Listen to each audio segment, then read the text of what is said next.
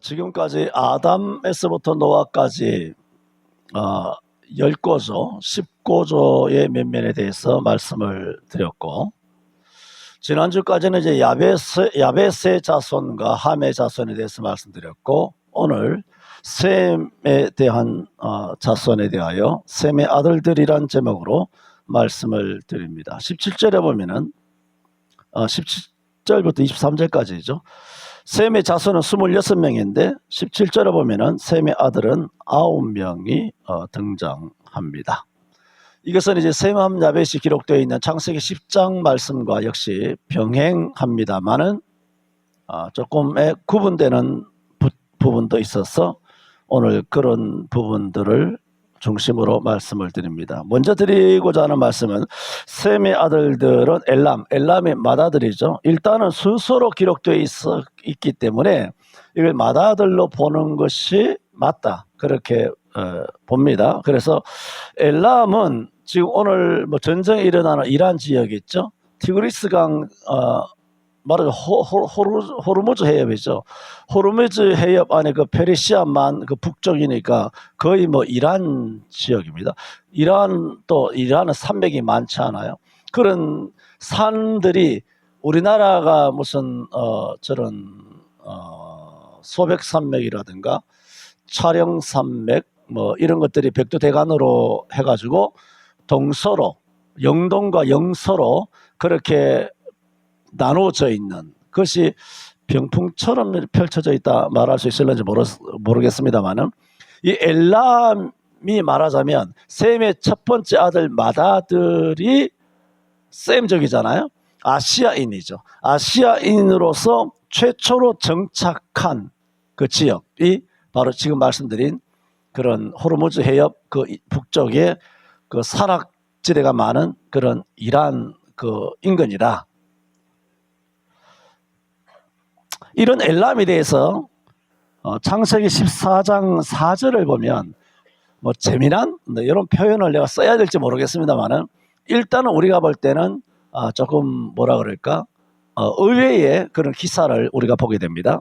창세기 14장 4절은 뭐냐면은 그들라오멜을 중심으로 한 그런 네 왕들이 소돔 고모라 중심으로 한 5왕들과 전쟁이 벌어지다가 전쟁 끝에 소돔과 고모라에 살고 있었던 롯이 사로잡혀 갔더라. 나중에 아브라함이 자기 집에서 길리온 군사를 데리고 가서 그 롯을 구출해 왔더라. 그래서 나중에 멜기세덱에게 11조 드린 그런 스토리가 계속 연결되고 있지 않습니까? 그때 강대한 나라, 왜 이런 전쟁이 일어났냐 하면은 소돔과 고모라의 이런 5왕들이 원래는 12년 동안 이 그돌라오멜 왕을 섬겼어요. 성경이 뭐라 그랬냐? 네 왕이 그랬어요. 네 왕이 12년 동안 그돌라오멜을 섬기다가 13년째는 이제 안 섬기고 배반했다는 말입니다. 배반하자 그돌라오멜 중심의 왕들이 소돔과 고모라 중심의 왕들과 말하자면 서로 연합군끼리 전쟁이 붙게 됐다. 그랬을 때 그 강대한 고대 왕국의 이름 그들라오멜은 여러분은 자세히 몰라도 이 창세기 14장에서 그들라오멜의 이름이 제일 많이 나오니까 그들라오멜 그러면 강대한 왕이구나, 소돔과 전쟁에 붙었던 왕이구나, 다른 나라로부터 섬김을 조공을 받던 그런 나라였구나, 그거 알지 않습니까? 그 그들라오멜이 뭐냐? 셈의 맏아들 엘람의 후예입니다.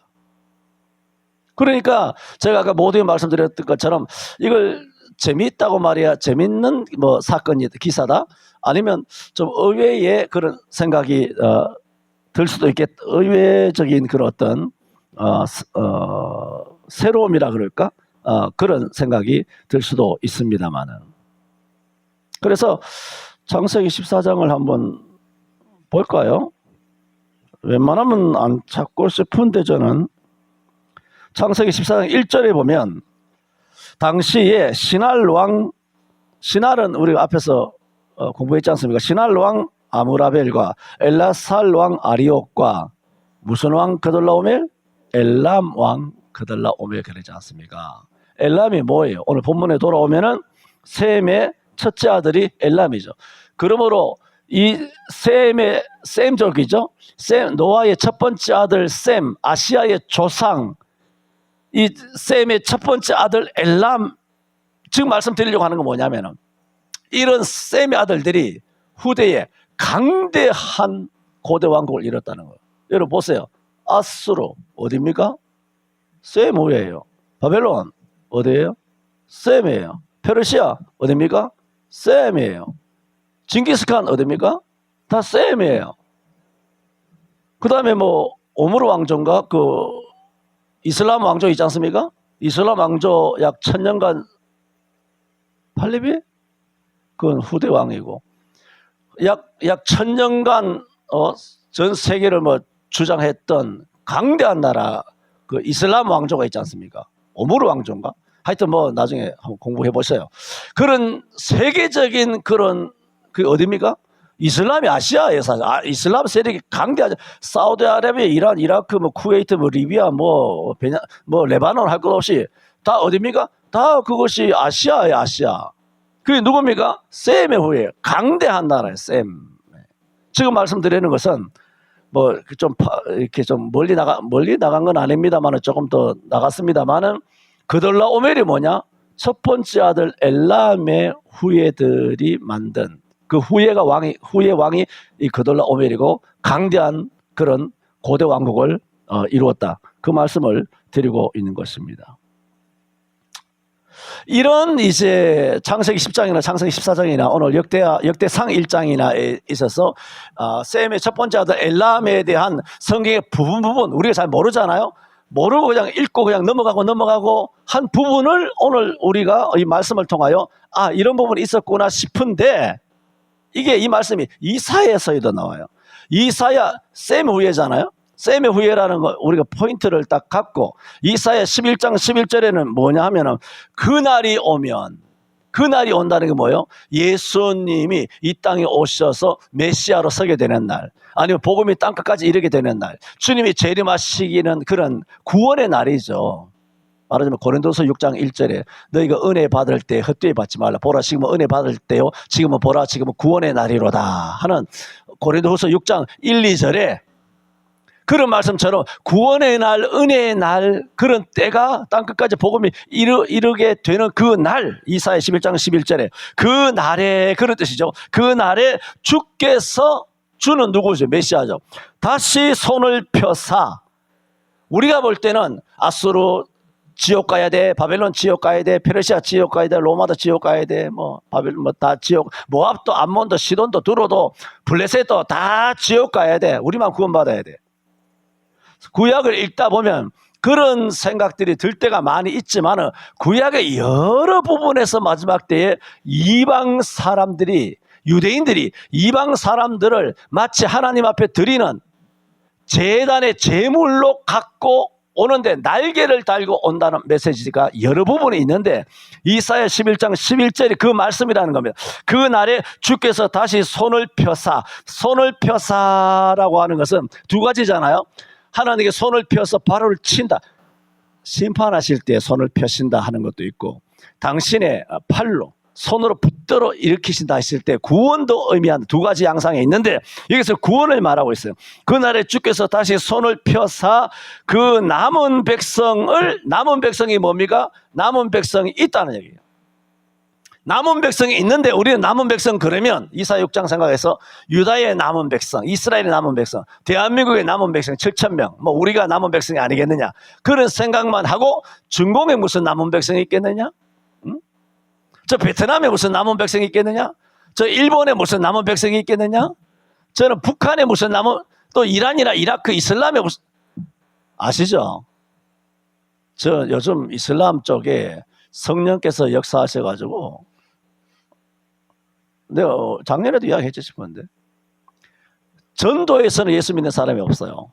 전도에서는 안 믿죠. 그런데 꿈속에 예수님이 나타나는 거예요. 그러나 걔들이 이슬람을 안 믿고 예수님께 돌아오는, 꿈에 그렇게 나타나고 직접 와서 눈을 밝혀주시고 하심으로 예수를 믿고 죽게 돌아오는 사례가 굉장히 많습니다. 이란도 마찬가지입니다. 이라크도 무조건 뭐 지금 현재 딥스니까 죽일 놈 살리려 딥스는 죽어야 돼요. 그냥 죽이긴 아까운 사람들이죠. 다 지옥 뜨뜻한데 미리 예비된 여호와 이래로 예비된 지옥으로 딱 모셔야 되는데 그런 거 이외에 딥스 말고 일반적으로 뭐 불교 믿는 사람 모르잖아요. 가톨릭에 속은 사람 모르잖아요. 또 이슬람에 넘어가서 모른단 말이에요. 이 사람들은. 이런 사람들에게는 여지가 있는데 우리는 모르죠. 그런데 그런 세력들 중에도 뭐가 있다? 남은 자가 있다. 내 말이 아니잖아요. 이사야 11장 11절에 이것도 찾아봐야 되는데 넘어갑시다. 그날에 주께서 다시 손을 펴사 그 남은 백성을 돌아오게 하시는데 나라 이름 들어보세요. 무슨 남은 백성이라고 하나님께서 열거하시느냐 하면 아수르와 애굽과 바드로스와 구스와 뭐라고? 엘람에서 돌아오게 하시. 엘람 위에도 뒤에 있는데 제가 엘람까지만 딱 이렇게 잘라서 말씀을 드립니다. 엘람에서 돌아오게 하실 것이다. 엘람이 뭡니까? 이란. 그 이란이에요. 이란. 지금 전쟁하는 이란. 이제 뭐 두 손 들고 한국하고 나오고 있지 않습니까? 이런 엘람. 그게 뭐예요? 셈의 첫째 아들이에요. 그래서 만약에 이것이 엘람 지금 현재 호르무즈 인근이기 때문에 건너편은 뭐 두바이가 되겠습니다만은 그 위에는 이란, 뭐 이라크 이렇게까지 될 수 있지 않습니까? 이랬을 때 그러면 그 지역에 있는 사람이 뭐냐? 사실은 셈의 맏아들이에요. 우리는 모르지만 내가 맏아들의 후예인지 9번째 아들 후예인지 우리는 모르지만 일단은 이렇게 봤을 때는 지금 이란이나 중동에 있는 그 종족들에 대해서 우리가 가볍게 생각할 수는 없단 말입니다. 거기에 뭐가 있다? 남은 자가 있다. 이사야 11장 11절에 분명히 말씀하고 있다. 그게 뭐냐? 셈의 첫째 아들이다. 말씀을 드렸습니다. 두 번째 아들은 누굽니까? 아수르예요. 아수르 여러분 많이 들어봤지 않습니까? 아수르. 우리가 뭐 역사적으로도 잘 아시는 것처럼 이게 실제로 이 히브리어 자체가 뭐냐면 강하다. 그런 뜻이에요. 아수르. 강하다는 그런 뜻을 갖고 있는데 마찬가지로 뭐 설명 필요 없듯이 강대한 고대 왕국을 이뤘지 않습니까? 북이스라엘을 파괴시키고 이스라엘을 굉장히 많이 괴롭힌 그것이 뭡니까? 바로 이 두 번째 아들 아수르가 이룬 나라입니다. 아수르는 역시 티그리스 유프라테스 강이죠. 거기가 바벨론 지역이죠. 바벨론에서 아수르에서 바벨론에서 이제 페르시아, 헬라, 로마 넘어가는 것입니다만은 그런 셈적으로 아수르 역시 셈이 둘째 아들이니까 셈적으로 말씀드린 지금 이란에는 오른쪽에는 티그리스 강이 있고 왼쪽에는 이제 유프라테스 강이 있지 않습니까? 티그리스 강, 유프라테스 강이 있잖아요. 동쪽에는 티그리스 지금 이란 동쪽에는 티그리스 강에 있고 왼쪽으로 유프라테스 강에 있는데 그 강 사이를 뭐라 그러냐면은 메소 사이 포타미아 강 여러 강들 그래서 메소포타미아 헬라어로 그 메소포타미아 여러분 전 세계 4대 그 고대 문명 발상지 알지 않습니까? 황하 무슨 미시시피 뭐 양쯔강 그다음에 나일강 이래가지고 전 세계 4대 문명의 발상지 중에 하나가 뭐냐면은 이 메소포타미아 문명이잖아요. 메소포타미아의 강 사이에 있다는 거예요. 사이 메소포타미아 강들 사이에 있는 메소포타미아 문명이 있는데 그래서 메소포타미아의 대평원이 아시잖아요. 강 주변에는 평원이 이루어진다는 거. 한강이 내려가고 낙동강이 내려가고 영산강이 내려가면 거기 나저 평야가 김해 평야가 펼쳐지는 것처럼 하구에는 뭐가 평야 나일강도 어마어마한 평야가 미시시피 강도 마찬가지로 황하도 마찬가지고 다 그런 거대한 강들 주변에는 평야가 이루어지므로 당연히 강이 있지 살기 편하지 그러니까 거대한 왕국이 고대 왕국이 형성되는 거 아닙니까? 세계의 유명한 4대 그런 강들을 통하여 그러므로 메소포타미아라고 하는 문명이 그렇게 발명되고 아브라함은 어디 있습니까? 아람 사람이잖아. 아람 사람으로서 하나님의 부르심을 받았어.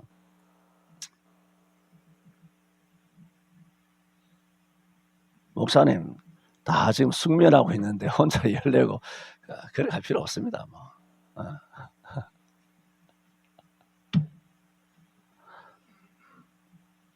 넘어갑시다. 그래서 그러므로 이 아수르는 이제 고대의 거대한 그런 강대한 왕국을 이뤘지 않습니까? 그게 뭡니까? 니느웨를 중심으로 그렇게 제국을 형성하게 됩니다. 그런데 이 아수르에 대해서 우리가 또 하나 그래요? 하는 생각이 드는 아까 그들로멜과 같은 게 뭐냐면은 하나님께서 창세기 2장에 에덴 동산을 만드시고 에덴 동산에서부터 강이 네 줄기고 흘러내려오잖아요. 하나는 빗성강, 하나는 뭐죠? 기혼강. 그 다음에 세 번째 강이 뭐냐 하면은 히데겔이 히데겔이 뭐냐면 이거는 단정은 아니에요. 단정은 아니지만 왜냐면 에덴 동산은 지금 안 보이니까 4차원으로 가려져 있기 때문에 여러분 에덴 동산은 하나님께서 외계인으로 만든 게 아니잖아요. 다른 행성에 달이나 별이나 다른 나라에 만든 게 아니라 분명히 이 땅에 에덴 동산을 만들었잖아요. 에덴 동산을 만들었는데 하나님께서 에덴 동산을 불태웠습니까? 에덴 동산을 파괴시켰습니까? 에덴 동산을 이사했습니까? 아니에요. 주의 천사를 동원하여서 화영검으로 불을 화영검으로 그룹이라 그랬잖아요. 그래 천사를 통하여 아무도 못 들어오게 막으셨다 그랬잖아요. 그게 뭡니까? 천사는 뭡니까? 4차원의 존재잖아요. 4차원 그냥 우리가 3차원의 존재이기 때문에 그냥 4차원이라고 말하는 것입니다만은 이것이 6차원인지 7차원인지 우리는 모르잖아요. 어쨌든 굉장히 영적인 존재로서 막았잖아요. 막으면 뭐냐 하면 여러분 보세요. 우리가 1차원이잖아요. 1차원. 1차원은 점이에요. 뭐 선이라고도 말할 수 있고. 보이잖아요. 이 선 보이잖아요. 2차원의 면이에요. 면. 보이잖아요. 말하자면 이 공간이 공간이 딱 이 풀로 붙여가지고 마분지라 그러나? 딱 붙인 것처럼 공간이 없어요. 공간이 딱 붙어서 납작하게만 보여요. 근데 지금 우리 구체적으로 입체적으로 보이잖아. 이 3차원이에요. 그래 3차원이니까 1차원, 2차원 보이잖아. 우리 1차원, 2차원 다 만지고 점도 보이고 선도 보이고 면도 보이고 얼굴도 보이고 다 보이잖아요. 3차원에 있으면 1, 2차원이 보인단 말입니다. 그런데 1차원에 있는 사람이 2차원을 볼 수 있습니까? 이렇게 납작하게 있는 사람이 이게 3차원이 보입니까? 마찬가지로 4차원이 지구에 있다고 해요. 4차원이 있는데 3차원에 입체밖에 볼 줄 몰라. 볼 줄 모르는 사람은 4차원이 땅에 있으면 안 보이는 거예요.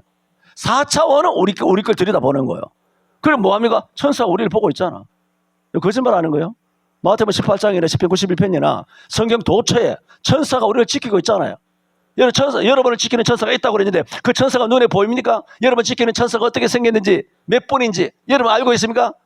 24시간 지키는지 잠시 10분간 휴식을 가졌는지 아니면 브레이크 타임을 가졌는지 여러분을 지키는 천사가 몇 분인지 알고 있습니까? 그런데 그 천사는 최소한 4차원의 영적인 존재이기 때문에 천사는 우리를 보죠. 우리를 못 보면 우리를 어떻게 커버합니까? 우리 발에 돌에 부딪히지 않도록 차에 부딪히지 않도록 차길에 이렇게 부딪히지 않도록 사고 나지 않도록 그걸 어떻게 지킵니까? 그걸 누가 지켜요? 내가 운전 잘해서가 아니죠. 그 천사를 통해 지키는데 천사 봤냐 말입니다. 물론 영몽은 있어요. 영몽은 있지만 영몽을 봐도 천사의 소위 말하게 그냥 표현한다면 천사의 면상 그 모습이 뚜렷하게 정확하게 안 보입니다. 특히 얼굴 부분은 예수는 말할 것도 없고 왜? 그 영적인 존재이기 때문이에요. 그 3차원에서 꿈을 통하여 영몽을 통하여 아니면 환상을 통하여 볼 수는 있으나 그걸 정확하게 알 수가 없어요. 에스겔서도 그러니까는 이거 병거잖아요. 병거에 수레가 있고 수레에 눈들이 있고 그 안에 또 날개가 있고 이런 이거 100번에 읽어도 이게 무슨 뜻인지 몰라요. 그 영적인 하나님의 그 임재한 불수레 같은 그것이 움직이고 좌로 움직이고 올라가면 발도 같이 움직이고 날개도 같이 움직이고 이렇게 따라 움직이면 같이 따라 움직이고 막 움직이는 거 그냥 100번을 읽을 수 있어. 근데 뭔 뜻인지 몰라. 한글로 돼서도 몰라요. 영적으로는 더더욱 모르고 지금 차원을 이야기한단 말입니다. 분명히 천사가 있잖아요. 천사는 3차원 아니잖아요.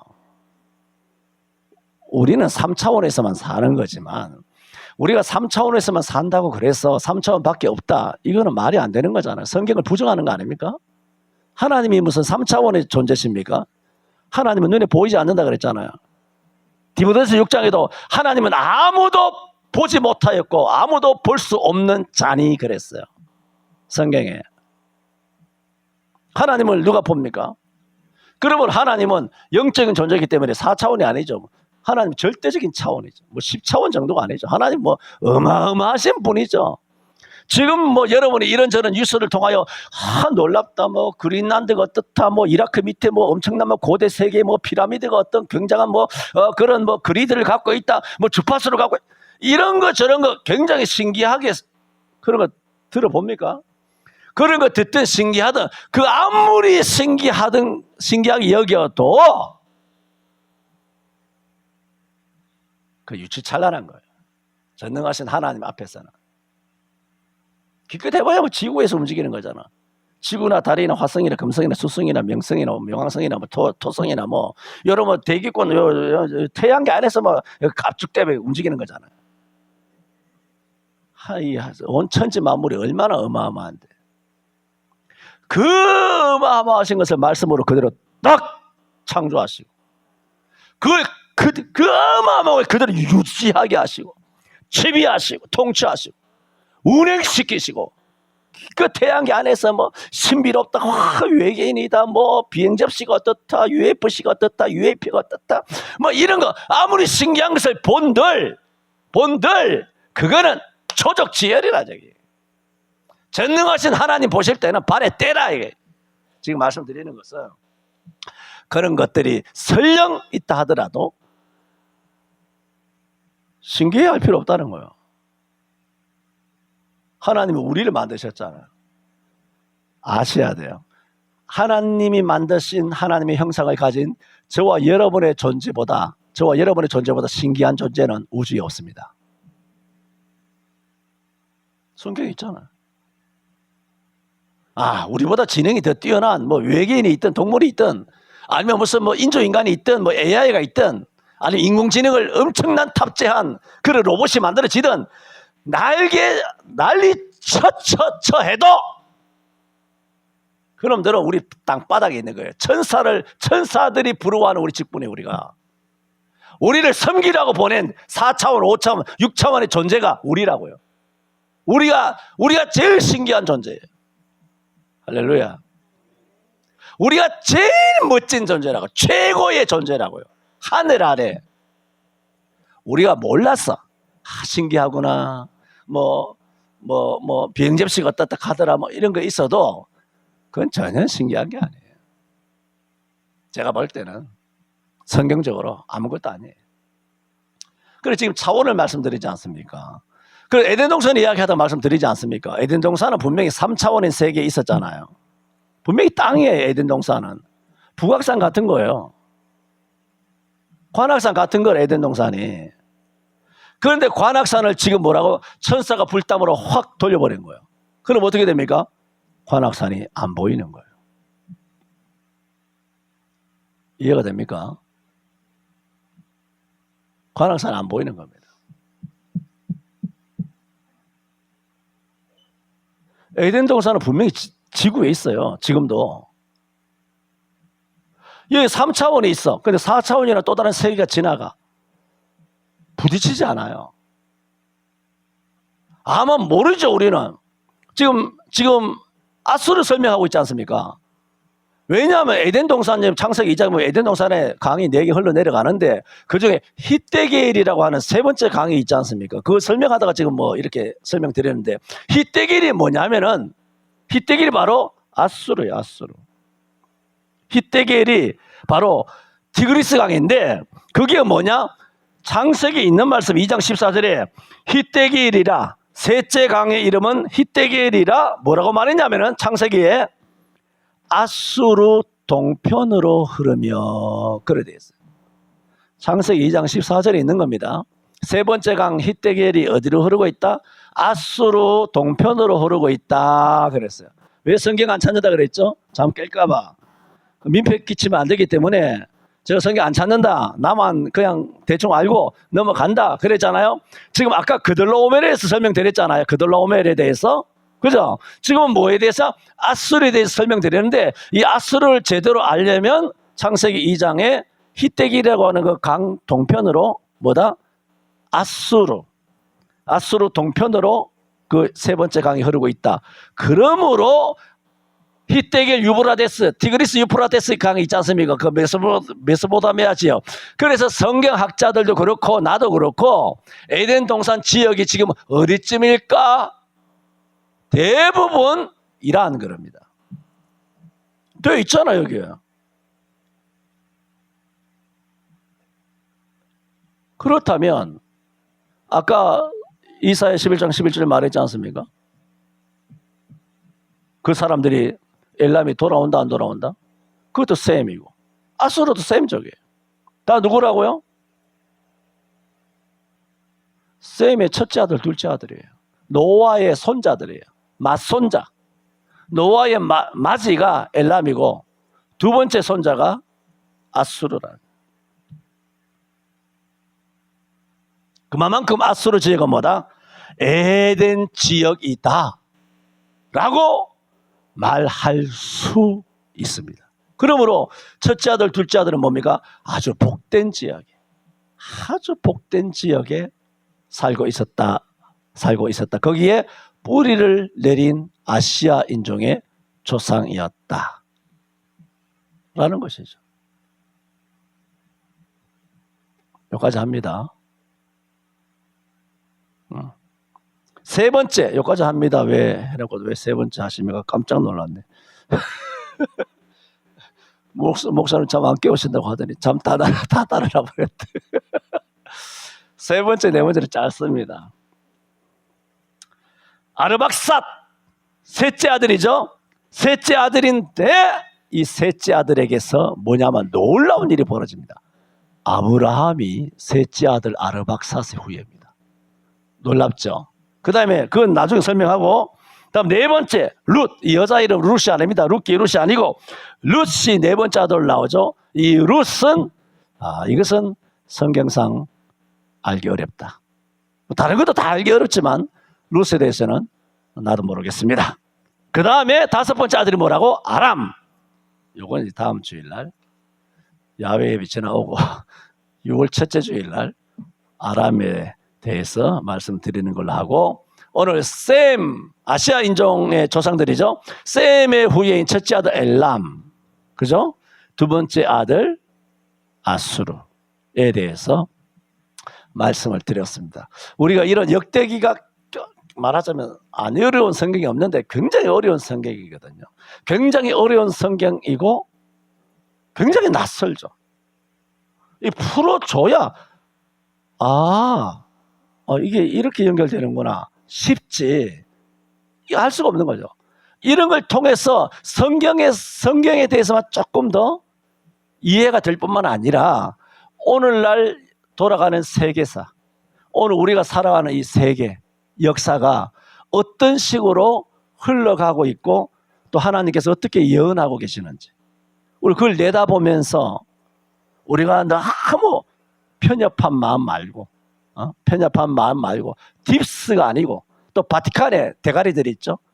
뭐 신부나 교황 같은 이런 것들 아닌 이상은 여러분 뭡니까? 인류는 불쌍히 여겨야 돼요.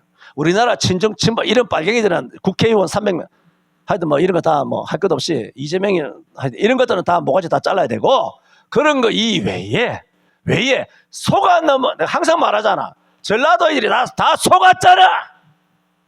병신 같은 것들이 5.18이 다 속았잖아.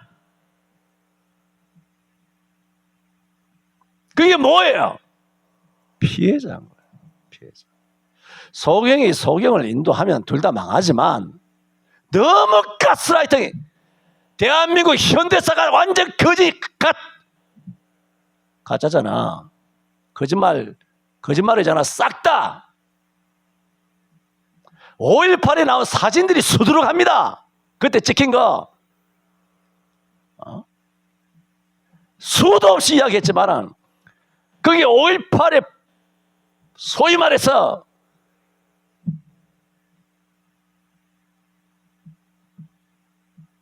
그걸 뭐라 그러나?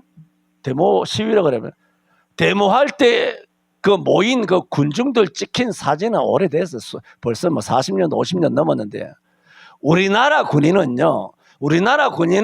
총을 딱 매면 개머리판이 밑으로 떨어져요. 총구가 위로 가잖아요. 양님 잘 알고 뭐 이거 다 아는 거 아닙니까? 총구가 딱 이렇게 우로 어깨 총 딱 걸면 딱 걸고 멜빵 딱 하고 하면 총구가 위로 가지. 그런데 5.18 때 찍힌 전에 말했잖아. 칼빈총 경찰만 쓴다고. 군인들은 칼빈 안 한다고. 그런데 광주 시내에 있었던 사람들이 뒤에서 칼빈총 맞아서 많이 죽은 거예요. 그래서 미군부 전두환 내려가지도 않았는데 뭐 공수부대가 죽였다고 난장. 그게 뭐냐? 그게 선동인 거야. 그 칼빈총 빼가지고 자기들이 민간인 복장해가 군인 복장해가지고 민간인을 칼빈총으로 쏴 죽여놓고 죽였다는 거예요. 그 애네들은 M1과 그때 M16 안 나왔지. M1이었지 그 당시. M16 안 나왔지 싶다. 장로님 16 안 나왔죠. 그러니까 우리 국산은 없죠. 그렇죠. 그거 안 나왔죠. 대부분이 뭘 썼냐면 M1을 썼어. 우리가. 아니 여러분 딱 그거 나오잖아. 뭐 서울대 무슨 뭐 시체 검사하는 뭐 의학 그런 프로그램도 나오잖아요. 탄환 보면 무슨 총에 맞았는데 답이 나오거든요. 군인이 죽인 게 아니에요. 자기들이 죽여가지고 죽였다 막 이렇게 흑색 성전해가지고 그때 광주 시민들이 여러분 그럼 눈이 안 돌아가겠습니까? 안 속아 넘어가겠어요? 다 속은 거예요. 대중이한테. 빨갱이 김대중한테. 김대중은 여러분의 수령이 아니에요. 김대중은 나라를 구한 게 아니에요. 김일성하고 짝짝한 거에서 남원에 반란을 일으켜서 대한민국을 엎으려고 했던 빨갱이 중에 빨갱이가 김대중이라고요. 도대체 똥인지 된장인지도 모르고. 그런데 그 놈들은 사진에 찍혀있는데 전부 다 개머리판에 어깨 위로 올라와 있어. 거꾸로 총을 거꾸로 딱 멜빵하고 있다 한 거야. 그 북한에서 내는 빨갱이, 북한이 그렇게 하거든. 소련도 그렇게 하고. 북한 놈이 아니고는 그렇게 총을 매는 우리나라 예비역은 없어요. 군인은 현역은 없어요. 그것만 아니에요. 내가 7번 이야기한 게 아니잖아. 전라도 사람이 불쌍한 거야. 그래 전라도 사람 등이 엎어가지고 국회의원 돼가지고 지들은 세금에 빨대 꼽아서 전부 다 강남에 가서 살고 전라도 사람들을 거지같이 살게 만들잖아.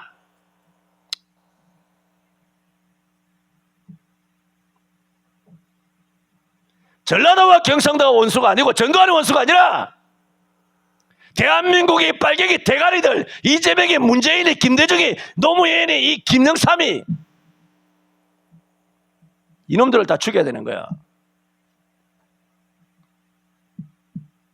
확실한 팩트가 있는데도 도대체 들어먹질 않아. 예수 믿는 신앙보다 더 독실해. 5.18 폭거가. 그러므로 말씀드린 것처럼 그런 놈들에 의해서 살인이 사살당해서 선동된 사망자들 있지 않습니까? 그거는 피해자지. 그거는 나라가 갚아줘야지. 그거는 오열도 몰라. 오와 열.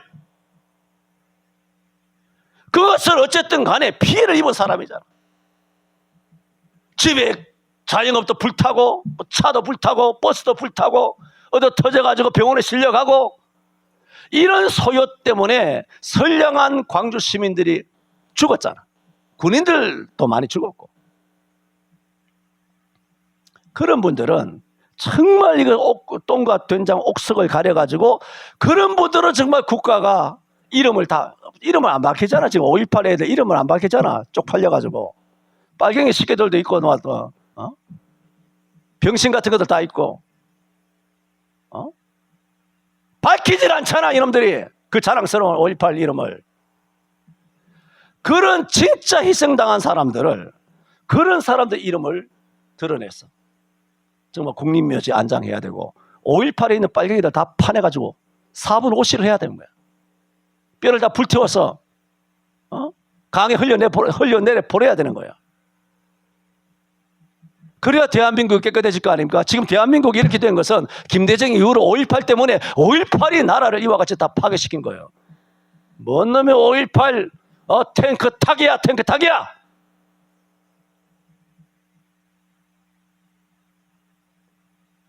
스타벅스는 안 좋아하고, 스타벅스는 이야기했잖아, 사탄이라고. 그래, 정용진이가 탱크라고 하자. 탱크는 그 탱크가 아니고, 뭐예요? 컵이에요. 컵을 영어로 탱크라고 하는 거라고. 장난치는 것도 아니고. 하여튼 좌익 때는 대가리가 빠았는지, 새대가리인지, 뱀대가리인지.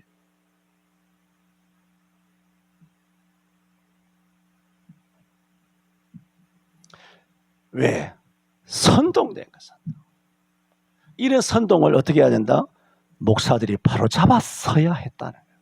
목사들이. 전국의 목사들이 바로 잡았다면 이런 장난을 칠 수 있겠어? 이 제명이 아새끼가? 장난칠 수 있겠어? 없겠어?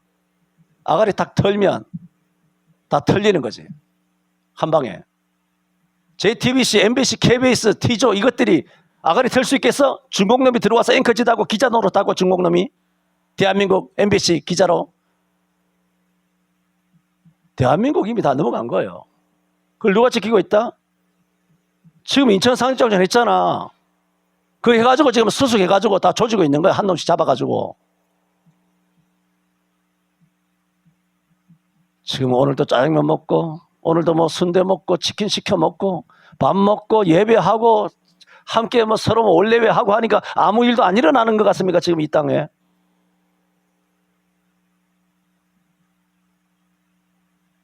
이런 어마어마한 전쟁은 이제 종전이 눈앞에 다가왔습니다. 그래서 말씀드렸던 것처럼 우리가 이것을 통하여 몰랐던 성경의 부분도 아는 것도 있지만 우리가 지금 살아가는 이 세계에 대해서 악은 용서하면 안 돼요. 그건 악에 휘둘린 사람들이 있잖아. 가톨릭에 속아 넘어간 사람들, 5.18에 속아 넘어간 사람들, 이슬람에 속아 넘어간 사람들, 빨갱이에도 속아 넘어간 사람 있잖아. 그런 사람들은 어떻게 해야 된다? 불쌍히 얘기한다. 이란도 불쌍히 얘기한다. 그리고 대가리는 다 죽이고 이란 백성들 8천만이에요. 그 사람들은 불쌍히 얘기한다. 성경에 해도 있지. 이사야 11장 11절에 해도 있잖아. 남은 자가 있다 없다고 그랬어요. 있다 그랬죠. 그들도 주 예수의 날에 그들도 돌아오리라 그랬어요. 기도합니다. 역대기 말씀을 보게 하시고 또 듣게 하시고 일정 부분 또 알게 하신 은혜를 감사합니다. 우리가 하나님의 말씀을 배우고 받고 든 대로 우리가 그대로 살아가게 하시고 또 이와 같은 말씀을 통하여 우리의 역사를 보는 시야도 영적인 눈도 성경적으로 더욱더 개안되게 하여 주옵소서. 예수님 이름으로 기도하옵나이다. 아멘.